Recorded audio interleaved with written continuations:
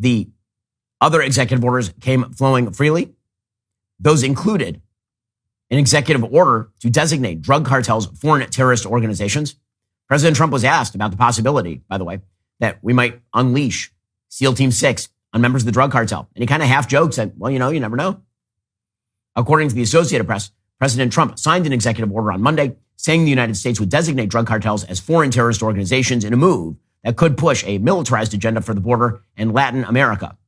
The order highlighted Mexican drug cartels and other Latin American criminal groups like Venezuelan gang Tren de Aragua and Salvadoran gang Mara Salvatrucha, that's MS-13. The order didn't list the groups by name, but cabinet secretaries will recommend groups for designation as terrorist organizations in the next 14 days. This is beyond time for this. These are, in fact, terrorist groups. I've been down to the border. I've watched as the drug cartels overwatched the American border with their own drones. This all has to end. It has to end. President Trump also put back in place the Remain in Mexico policy. That is a policy that says that if you come to the United States border and you apply for asylum, claiming that you're a victim of persecution in your home country, that instead of you being admitted to the United States with a court date months later, so you can disappear into the interior, instead you wait in Mexico for us to actually process your claim. That went back into place yesterday.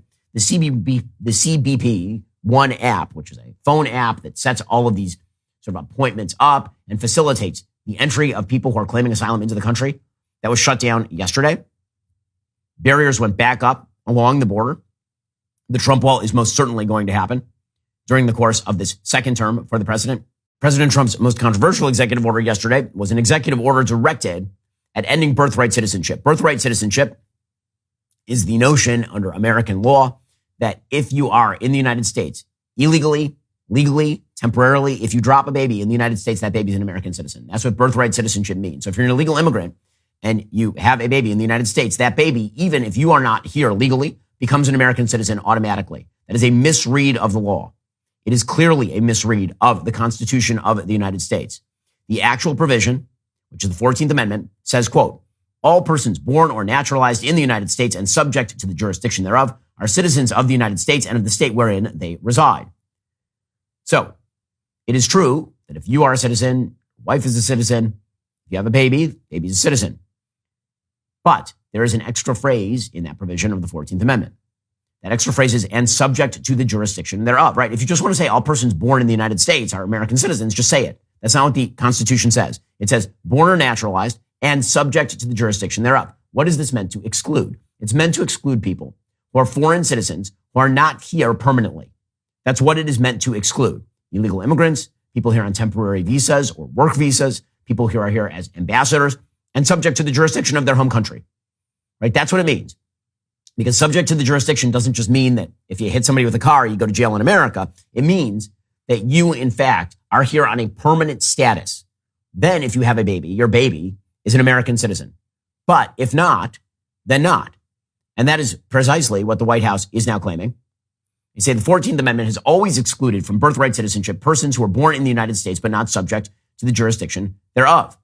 Among the categories of individuals born in the U.S. and not subject to the jurisdiction thereof, the privilege of U.S. citizenship does not automatically extend to persons born in the United States when, for example, that person's mother was unlawfully present in the U.S. and the father was not a U.S. citizen or lawful permanent resident at the time of said person's birth, or when that person's mother's presence in the United States at the time of said person's birth was lawful but temporary, such as but not limited to visiting the United States under auspices of the visa waiver program or visiting on a student, work, or tourist visa, and the father was not a United States citizen or lawful permanent resident at the time of said person's birth. Now, again, this is not going to be retroactive. It doesn't make people not citizens anymore. What it does do is say prospectively, this is how the law will be interpreted. Now, this is going to be adjudicated all the way up to the Supreme Court, and this is a proper interpretation of the law. It just is. Okay, there is nothing particularly shocking about this. What is shocking is the idea that if you get caught in New York on a stopover flight from, say, Haiti to Canada, and in the airport you give birth, that your kid is now an American citizen. That's a bizarre, bizarre idea, and certainly was not intended by the people who wrote the 14th Amendment to the continent. The 14th Amendment was designed to ensure that Black Americans, that slaves, former slaves, were citizens of the United States because they were born or naturalized in the United States and subject to the jurisdiction thereof. There was no other jurisdiction to which they were subject. That is what the 14th Amendment was designed to do, extend all of the privileges and immunities of citizenship to the former slaves. That's what the 14th Amendment was. Extending that to people who fly through LAX and drop a baby, that is not what it was for, just legally speaking. So we'll see how that's adjudicated at the Supreme Court level. It's an audacious move by the Trump administration.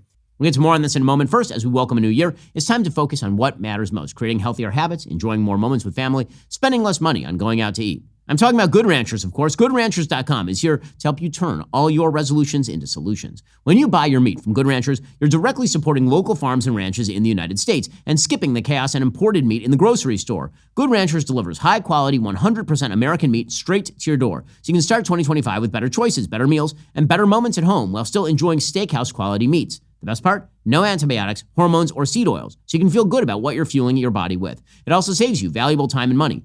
All the cuts are pre-trimmed and pre-portioned, which makes meal prep so easy on even the busiest days. They're all individually packaged and vacuum sealed as well, so you have less waste. You never have to throw, freeze, or burn cuts away again. Remember to visit GoodRanchers.com, use my code BEN to claim $25 off, free express shipping, and your choice of free ground beef, chicken, or salmon in every order for an entire year. If spending more time with family, spending less money on going out to eat, and enjoying quality, nutritious American food is on your resolution list this year, be sure to visit GoodRanchers.com. Use my code BEN today for meat that delivers just that. GoodRanchers.com. American meat delivered.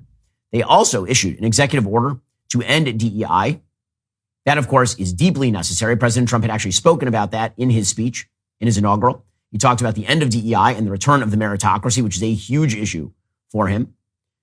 The executive order reads, the Biden administration forced illegal and immoral discrimination programs going by the name diversity, equity, and inclusion into virtually all aspects of the federal government in areas ranging from airline safety to the military. And then they say, well, this is gone. That ends today. Americans deserve a government committed to serving every person with equal dignity and respect and to expanding precious taxpayer resources on making America great. That is exactly correct. We are also going to no longer spend our money on the World Health Organization, a Chinese-controlled, ridiculous organization that allowed the COVID pandemic to spread globally. President Trump turned to an aide as he began to sign the executive order, and he said, that's a big one. The text of the executive order cites the organization's mishandling of COVID-19. Absolutely appropriate. The WHO is a sham, just like most of these international organizations, and a joke, and we should not be funding it. President Trump issued an executive order to target the weaponization of government as well. An investigation was initiated into every aspect of American government, reviewing law enforcement and intelligence. Trump's executive order, quote, describes actions that appear more oriented toward inflicting political pain than toward pursuing actual justice. And so the AG will be directed to review the work of all the law enforcement agencies to ensure there is no deliberate political targeting. The executive order creating the Elon Musk-led Department of Governmental Efficiency was also pushed forward. There will be lawsuits in an attempt to stop that, say it's not fully governmental. I doubt that those lawsuits will hold any water in the end. Now, there are a couple executive orders that I particularly like. The one extending the TikTok ban is not something I'm fond of.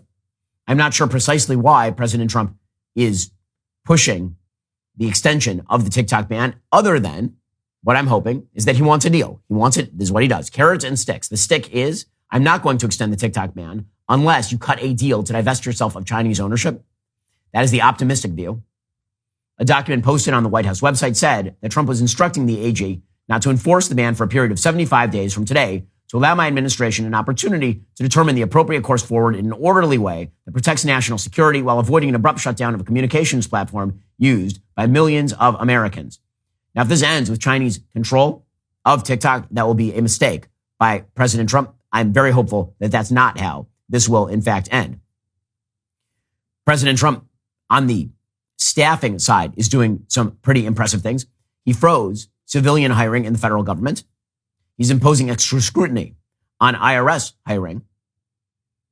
The freeze will lift for every agency except the IRS at a certain point. It's a 90-day freeze, while the Office of Management and Budget and DOJ write a plan to shrink the federal workforce. Totally appropriate. He also, more importantly, reinstated Schedule F. So Schedule F is the ability of the President of the United States to fire people inside the executive branch. It should be a no-brainer. Constitutionally speaking, if you are in the executive agencies, you work for the President of the United States, and at his pleasure, that's the unitary executive theory, you should be fireable by the President. That's what Schedule F does. The Biden administration tried to stop this last year. They passed a rule designed to prevent Trump from reinstating Schedule F. But President Trump is going to reinstate that with the Supreme Court the way that it is. I would be shocked if this is not upheld as well it should be. Also, President Trump said all the federal workers have to go back to work, which is pretty amazing since only 6% of federal workers show up to work in person at this point. The cush jobs are over. If you're working for the federal government, you work for the taxpayer, go to work. Go to work. On the most fun side, President Trump issued an executive order to rename the Gulf of Mexico the Gulf of America and to rename Mount Denali in Alaska back to its American name, Mount McKinley. Lisa Murkowski was upset about the renaming of the Gulf of America and Mount McKinley in particular. She's upset about Mount McKinley because she's from Alaska. And she put up a post I strongly disagree with the president's decision on Denali, our nation's tallest mountain, which has been called Denali for thousands of years, must continue to be known by the rightful name bestowed by Alaska's Cayucon Athabascans, who have stewarded the land since time immemorial. Wrong. We own it. We can call it whatever we damned well please. President Trump later today is expected to announce a massive infrastructure project. We can only hope that it will be the incorporation of Greenland into the United States. On the foreign policy front, President Trump initiated a 90-day review into all foreign aid, saying that if it does not align with America's purposes, it will not be reinstated. That is presumably directed at the UNRWA, the UN Relief and Works Agency, which is just a front group for Hamas. President Trump also on the foreign policy front killed the sanctions that Joe Biden had put on people, Jews living in Judea and Samaria. So overall, a massive slate of actions from President Trump, a massively important slate of actions from President Trump. Are you tired of the lies and the twists of the mainstream media talking points? Yeah, me too. Join me in my newest series, Fact, where I dismantle and bring truth to this tiring mainstream agenda.